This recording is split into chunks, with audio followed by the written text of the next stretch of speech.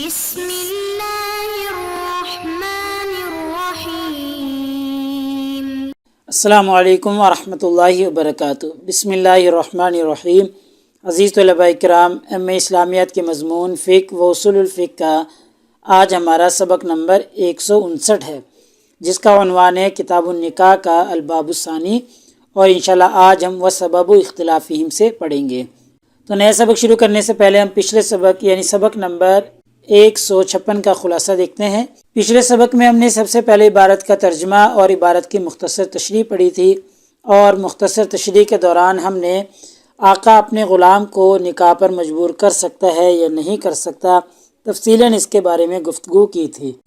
اور اس مسئلے میں چونکہ فقہا کا اختلاف تھا، تو اختلاف کی ہم نے وضاحت کرتے ہوئے بتایا کہ کچھ فقہا کے نزدیک آقا اپنے غلام کو نکاح پر مجبور کر سکتا ہے، اور کچھ فقہا کے نزدیک مجبور نہیں کر سکتا۔ بہرحال جو اختلافی صورت تھی وہ ہم نے تفصیلاً دیکھ لی تھی۔ ایسے ہی پھر اختلاف کا سبب بھی دیکھ لیا تھا، اور ہم نے پڑھا تھا کہ آقا کے نکاح کروانا حق ہے یا نہیں ہے، یہ اختلاف کا سبب ہے۔ جن فقہا کے نزدیک آقا کے ذمے غلام کا نکاح کروانا ہے تو پھر ان کے نزدیک مجبور کر سکتا ہے، اور جن کے نزدیک غلام کا یہ حق نہیں ہے آقا پر، تو ان کے نزدیک پھر مجبور بھی نہیں کر سکتا۔ تفصیل ہم نے پچھلے سبق میں دیکھ لی تھی۔ ایسے ہی پچھلے سبق میں ہم نے ایک اور مسئلہ کہ نکاح میں کن عورتوں کی رضا کا اعتبار کیا جائے گا تفصیل سے دیکھا تھا، اور اس میں فقہا کا اختلاف تھا۔ فقہا کے اختلاف کی بھی ہم نے وضاحت کر دی تھی۔ تو آج کے اس سبق میں انشاءاللہ ہم سب سے پہلے عبارت کا ترجمہ اور عبارت کی مختصر تشریح دیکھیں گے، اور مختصر تشریح میں ہم وضاحت کریں گے اختلاف کے سبب کی، کہ پیچھے جو ہم نے مسئلہ پڑھا تھا اس میں جو فقہا کا اختلاف تھا باقرہ کے بارے میں، اس اختلاف کا سبب جاننے کی کوشش کریں گے۔ ایسے ہی سیبہ غیر بالغہ کی رضا کا حکم آج پڑھیں گے، کہ ایسی عورت جو سیبہ ہو لیکن وہ بالغ نہ ہو، تو پھر اس کی رضا کا کیا حکم ہے؟ آیا نکاح کے لیے اس کی اپنی رضا چاہیے ہوگی، یا اس کے ولی کی اجازت ہی، اس کے ولی کی رضا ہی کافی ہو جائے گی؟ تفصیلاً دیکھیں گے، اور اس میں فقہا کے مختلف اقوال ہیں، اقوال کی روشنی میں ہم اس مسئلے کو بیان کرنے کی کوشش کریں گے۔ ایسے ہی چونکہ فقہا کے اقوال ہیں تو ظاہری اختلاف ہے نا، مختلف اقوال ہیں فقہا کے، تو پھر ہم انشاءاللہ اختلاف کا سبب بھی جاننے کی کوشش کریں گے۔ تو چلیے دیکھتے ہیں آج کی ہماری یہ عبارت ہے۔ وسبب اختلافہم، یہ جو پیچھے مسئلہ گزرا ہے فقہا کے نزدیک جو تھا، اس اختلاف کا سبب کیا ہے؟ معارضۃ دلیل الخطاب فی ھذا للعموم، کہ اس معاملے میں دلیل خطاب کا عموم سے متعارض ہونا ہے، یعنی عموم سے دلیل خطاب کا متعارض ہونا، یہ اختلاف کا سبب ہے۔ ابھی ہم اس کی تفصیل دیکھ لیں گے، آگے چل کر مزید بات واضح ہو جائے گی۔ یعنی یوں کہہ لیں کہ ایک حدیث میں عموم ہے اور ایک حدیث میں خطاب کا صیغہ ہے، اب ان دونوں میں تعارض ہے، تو اس تعارض کی وجہ سے فقہا کے درمیان میں اختلاف واقع ہوا ہے۔ اب وہ کیا ہے؟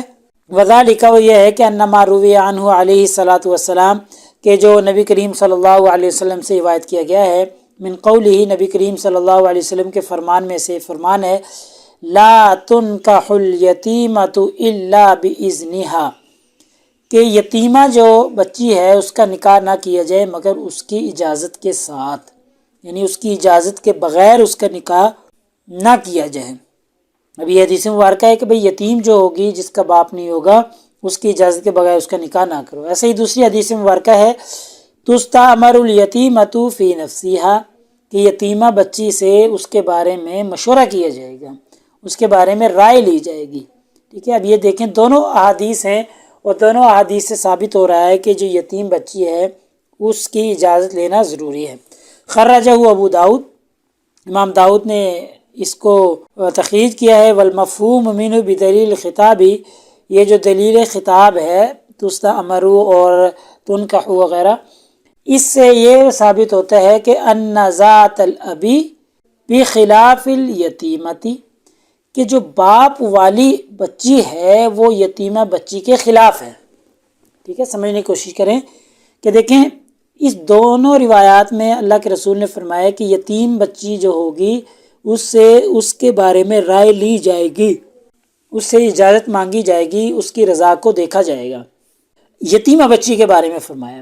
تو اب ان دونوں احادیث مبارکہ سے یہ ثابت ہوتا ہے کہ جو باپ والی بیٹی ہے، جو باپ والی لڑکی ہے، یعنی جس کا باپ موجود ہے، جو یتیمہ نہیں ہے، وہ اس کے خلاف ہے، یعنی اس سے اجازت نہیں لی جائے گی، اس کی رضا کو نہیں دیکھا جائے گا۔ ٹھیک ہے، اس سے ان دونوں روایات سے یہ ثابت ہوتا ہے۔ اب آگے دیکھیں، وقولہ علیہ الصلاۃ والسلام، اور نبی کریم صلی اللہ علیہ وسلم کا فرمان ہے فی حدیث ابن عباس المشہور، جو کہ حدیث ابن عباس کے نام سے مشہور ہے، وہ کیا ہے؟ والبکر تستأمر، کہ باکرہ جو لڑکی ہے اس سے رائے لی جائے گی۔ اب یہ عام ہے، ٹھیک ہے، یوجب بعمومہ، اس میں عمومیت پائی جاتی ہے، استعمارہ کل بکرین، کہ ہر باکرہ سے مشورہ کیا جائے گا، اس سے اس کی رائے لی جائے گی، اس بارے میں یہ روایت عام ہے۔ دیکھیں نا، والبکر تستأمر، اللہ کے رسول نے فرمایا، تو اسے یہ ثابت ہوتا ہے کہ ہر باکرہ سے اجازت لی جائے گی۔ اب دیکھیں اس آیت سے ہر باکرہ، چاہے وہ یتیمہ ہو، غیر یتیمہ ہو، کیسی بھی ہو، باکرہ ہو، تو اس سے اجازت لی جائے گی، ٹھیک ہے۔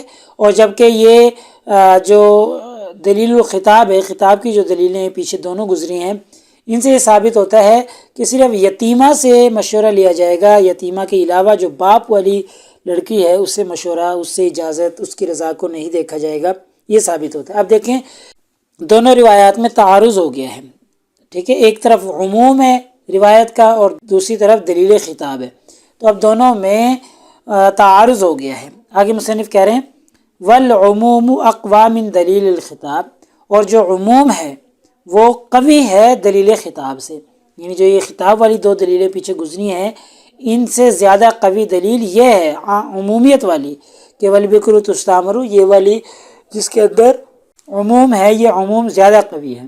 مع انہ خرج مسلم فی حدیث ابن عباس زیادتاً، جبکہ حدیث ابن عباس جو ہے اس میں امام مسلم رحمہ اللہ نے تھوڑی زیادتی بھی کی ہے، زیادتی کے ساتھ اس کو تخریج کیا ہے۔ وہ کیا ہے؟ وہ انہ قال علیہ الصلاۃ والسلام، کہ نبی کریم صلی اللہ علیہ وسلم نے فرمایا والبکر یستأذنها، کہ جو باکرہ ہے اسے اجازت لی جائے گی، ابوہا، اور اجازت کون لے گا؟ اس کا باپ لے گا، وہو نص فی موضع الخلاف، اور یہ خلاف کی جگہ میں ایک نص کا درجہ رکھتی ہے، ٹھیک ہے، یعنی یہ جو روایت ہے یہاں پر جو یہ اضافہ ابوہا کا کیا گیا ہے، یہ اضافہ جو ہے یہ نص کا درجہ رکھتی ہے، نص کی حیثیت رکھتی ہے دوسری دلیلوں کے خلاف۔ اب دیکھیں ایک طرف عموم ہے، یہ دو روایتیں جن میں خطاب موجود ہے، ان سے ثابت ہوتا ہے کہ صرف یتیمہ سے اجازت لی جائے گی، غیر یتیمہ سے اجازت نہیں لی جائے گی، لیکن یہ عموم ہے تو مصنف نے کہہ دیا کہ یہاں پر عموم میں زیادہ طاقت ہے، زیادہ قوی ہے، اس لیے اس کے اوپر عمل کیا جائے گا۔ اور ایسے ہی امام مسلم نے زیادتی کے ساتھ تخریج کی ہے تو اس میں کہا ہے ابوہا، کہ اس کا باپ اجازت لے گا، تو اس سے مزید ہماری دلیل پختہ ہو گئی کہ ہاں بھئی ادھر عموم زیادہ قوی ہے، اس لیے عموم کے اوپر عمل کیا جائے گا۔ تو اصل اختلاف کا سبب یہ ہے، اس وجہ سے پیچھے جو باکرہ کا ہم نے مسئلہ بیان کیا تھا اس میں فقہا کا اختلاف واقع ہوا تھا۔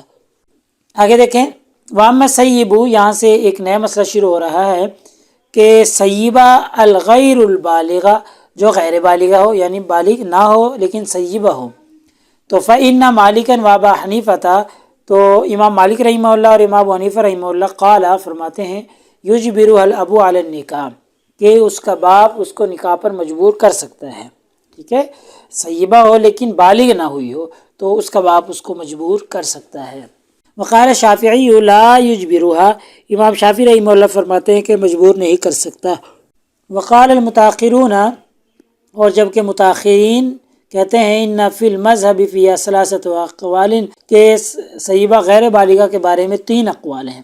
قول، پہلا قول ان الابا یجبرها ما لم تبلغ بعد طلاق، کہ باپ اسے مجبور کر سکتا ہے بشرطے کہ طلاق کے بعد وہ بالغ نہ ہوئی ہو، ٹھیک ہے، طلاق کے بعد بالغ نہ ہوئی ہو، طلاق سے پہلے بالغ ہو گئی ہو تو پھر یہ شرط ہے کہ اس کا باپ اس کو مجبور کر سکتا ہے۔ وَهُوَ قول اشب، اور یہ جو پہلا قول ہے یہ امام اشب کا ہے۔ وقول، اور دوسرا قول انَّهُ يُجْبِرُهَا وَإِن بَلَغَتْ، کہ اس کو مجبور کیا جا سکتا ہے یعنی اس کا باپ اس کو مجبور کر سکتا ہے، وَإِن بَلَغَتْ اگرچہ وہ بالغ ہو گئی ہو، ٹھیک ہے، اگرچہ وہ بالغ ہو گئی ہو پھر بھی اس کا باپ اس کو مجبور کر سکتا ہے۔ وَهُوَ قَوْلُ سَحْنُونٍ اور یہ امام سحنون کا قول ہے۔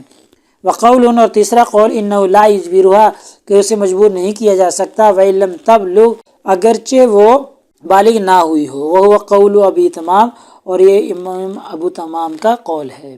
والذی حکیناہ عن مالک اور وہ جو ہم نے روایت کیا ہے امام مالک رحمہ اللہ سے، هو الذی حکاہ اہل مسائل الخلاف کابن القصاری وغیرہ عنہ، اس کے راوی مسائل اختلاف کو بیان کرنے والے فقہا ہیں جیسے کہ ابن قصار وغیرہ ہیں، یعنی یہ امام قصار وغیرہ نے جیسے بیان کیا ہے ایسے ہی یہ تین اقوال انہوں نے بیان کیے ہیں امام مالک رحمہ اللہ سے۔ تو بہرحال خلاصہ یہ ہے سیبہ غیر بالغہ کے بارے میں فقہا کا اختلاف ہے۔ امام مالک ابو حنیفہ کہتے ہیں کہ اس کا باپ اس کو مجبور کر سکتا ہے، امام شافعی رحمہ اللہ کہتے ہیں کہ اس کا باپ اس کو مجبور نہیں کر سکتا، اور متاخرین کے اس کے بارے میں تین اقوال ہیں۔ تینوں اقوال ہم نے دیکھ لیے ہیں کہ اگر وہ طلاق کے بعد بالغ نہ ہوئی ہو تو مجبور کر سکتا ہے، ایسی اگرچہ وہ بالغ ہو گئی ہو تو مجبور کر سکتا ہے، اور ایک قول کے مطابق اگرچہ وہ بالغ نہ ہوئی ہو پھر بھی مجبور نہیں کر سکتا۔ یہ تین اقوال متاخرین کے ہم نے دیکھ لیے ہیں۔ تو آگے دیکھیں وسبب اختلافہم، تو یہ جو سیبہ کے بارے میں، سیبہ غیر بالغہ کے بارے میں اختلاف فقہا کا، اس اختلاف کا سبب ہے معارضۃ دلیل الخطاب للعموم، جیسے پیچھے تھا کہ عموم سے تصادم ہے، اس کا دلیل خطاب کا عموم سے تصادم ہے۔ وَلِذَلِكَ أَنَّ قَوْلَهُ علیہ الصلوۃ والسلام، اسی وجہ سے نبی کریم صلی اللہ علیہ وسلم نے فرمایا تھا تُسْتَعْمَرُ الْيَتِيمَةُ فِي نَفْسِهَا، یہ پیچھے ہم نے دیکھ لیے، وَلَا تُنْكَحُ الْيَتِيمَةُ إِلَّا بِإِذْنِهَا، تو یہ بھی روایت ہم نے پیچھے پڑھ لی۔ يُفْهَمُ مِنْهُ أَنَّ ذَاتَ الْأَبِي لَا تُسْتَعْمَرُ، اسے یہ بات ثابت ہوتی ہے، سمجھ آتی ہے کہ جو باپ والی ہے اس سے مشورہ نہیں لیا جائے گا۔ إِلَّا مَا أَجْمَعَ عَلَيْهِ الْجَمْهُورُ مِنَ الْاِسْتِعْمَارِ سَيِّبِ الْبَالِغِ، ہاں لیکن اس پر جس پر جمہور کا اجتماع ہو چکا ہے، اجماع ہو چکا ہے، یعنی بالغ اور جو شوہر دیدہ ہے جس نے شوہر کو دیکھ لیا، یعنی سیبہ جس کی اجازت کے بغیر شادی نہیں ہو سکتی، اس میں ایسا ہے۔ لیکن باقی میں یہ سمجھ آتا ہے کہ جی جو بغیر باپ والی ہے اس سے اجازت نہیں لی جائے گی۔ اور نبی کریم صلی اللہ علیہ وسلم کا فرمان ہے دوسرا جو کہ عام ہے، السیب حق بنفسها من ولیہا، کہ سیبہ جو ہے وہ اپنے ولی سے زیادہ خود ہی اختیار رکھتی ہے۔ یتناول البالغ وغیر البالغ، تو اس عموم کے اندر بالغ اور غیر بالغ دونوں شامل ہیں۔ تو اب اس حدیث مبارکہ کے عموم سے ثابت ہوتا ہے کہ بالغہ ہو غیر بالغہ ہو وہ اس کا اختیار اپنا ہے، اس کی اجازت کی ضرورت نہیں ہے، وہ خود اجازت دے گی تو ہوگا ورنہ نہیں ہوگا۔ اور جو یہ روایات ہیں تُسْتَعْمَرُ الْيَتِيمَةُ فِي نَفْسِهَا اور وَلَا تُنْكَحُ الْيَتِيمَةُ إِلَّا بِإِذْنِهَا، یہ جو ہیں دلیل خطاب ہیں، ان سے صرف یتیمہ کے بارے میں تو ثابت ہوتا ہے، غیر یتیمہ کے بارے میں ثابت نہیں ہوتا۔ تو اب یہ عموم کا اور دلیل خطاب کا آپس میں تعارض ہو گیا، ٹھیک ہے۔ وَكَذَلِكَ قَوْلُهُ لَا تُنْكَحُ الْأَيِّمُ حَتَّى تُسْتَعْمَرَ وَلَا تُنْكَحُ حَتَّى تُسْتَأْذَنَ يَدُلُّ بِعُمُومِهِ عَلَى مَا قَالَهُ الشَّافِعِي، جو یہ والی روایت لَا تُنْكَحُ الْأَيِّمُ حَتَّى تُسْتَعْمَرَ وَلَا تُنْكَحُ حَتَّى تُسْتَأْذَنَ، یہ روایت بھی عموم پر دلالت کرتی ہے، جیسا کہ امام شافعی رحمہ اللہ نے اس رائے کی تائید کی ہے، یعنی امام شافعی کی جو رائے ہے اس کی تائید کرتی ہے یہ والی روایت بھی، کہ یہ بھی عموم پر دلالت کرتی ہے۔ تو یہ چونکہ تصادم ہے دو دلیلوں کے اندر، دلیل خطاب اور دلیل عموم کے اندر، اس وجہ سے فقہا کے درمیان میں یہ اختلاف ہوا ہے۔ بہرحال پچھلے مسئلے میں تو مصنف نے اقوا اور غیر اقوا کا بیان کر دیا تھا، لیکن یہاں پہ نہیں بتایا کہ جی کون سا قوی ہے، عموم قوی ہے یا جو دلیل خطاب ہیں وہ قوی ہیں، یہاں پر ایسا کوئی تذکرہ نہیں کیا۔ بہرحال آج کی ہمارے سبق کا خلاصہ یہ نکلا کہ آج کے اس سبق میں ہم نے سب سے پہلے عبارت کا ترجمہ اور عبارت کی مختصر تشریح دیکھی ہے، اور مختصر تشریح کے دوران ہم نے اختلاف کا سبب جاننے کی کوشش کی ہے کہ جو باقرہ کے بارے میں اختلاف تھا فقہا کا، اس کا سبب ہم نے جاننے کی کوشش کی کہ دلیل خطاب اور عموم میں تعارض ہو گیا، اس وجہ سے فقہا میں بھی تعارض ہے، فقہا میں بھی اختلاف ہے۔ ایسی ایک نئے مسئلہ آج کے سبق میں ہم نے پڑھا ہے کہ سیبہ غیر بالغہ کی رضا کا کیا حکم ہے، تفصیلاً ہم نے دیکھ لیا، فقہا کا جو اس میں اختلاف تھا، مختلف اقوال تھے وہ ہم نے پڑھ لیے ہیں، امام مالک، امام ابو حنیفہ، امام شافعی اور متاخرین کے جو اقوال تھے تفصیل سے ہم نے دیکھ لیے ہیں۔ اور پھر آخر میں ہم نے اختلاف کا سبب جاننے کی کوشش کی ہے کہ فقہا کا جو اختلاف ہوا ہے سیبہ غیر بالغہ کے بارے میں، اس کا سبب کیا ہے؟ اس کا سبب بھی وہی ہے کہ جی دلیل خطاب اور عموم میں تعارض واقع ہو گیا ہے، اس لیے فقہا کے درمیان میں اس مسئلے میں بھی اختلاف رہا ہے۔ تو پیپر میں پوچھی جانے والے سوالات سے متعلق اگر گفتگو کریں تو وہی سوال کہ جی مذکورہ عبارت کا ترجمہ اور تشریح کریں۔ ایسے ہی سیبہ غیر بالغہ کی رضا کا حکم فقہا کے اقوال کی روشنی میں بیان کریں۔ تفصیل سے ہمارا یہ سوال ہمارا آج کے سبق میں حل ہو گیا ہے۔ تو اگلے سبق نمبر 160 میں انشاءاللہ اسی ترتیب سے ہم آگے چلیں گے، اور کتاب النکاح کا الباب الثانی ہمارا چل رہا ہے، تو انشاءاللہ اگلے سبق میں ہم ولی اختلافہم فی سے دیکھیں گے۔ جزاکم اللہ خیر۔ السلام علیکم ورحمۃ اللہ وبرکاتہ۔ اللہ پاک آپ سب لوگوں کا حامی و ناصر ہو۔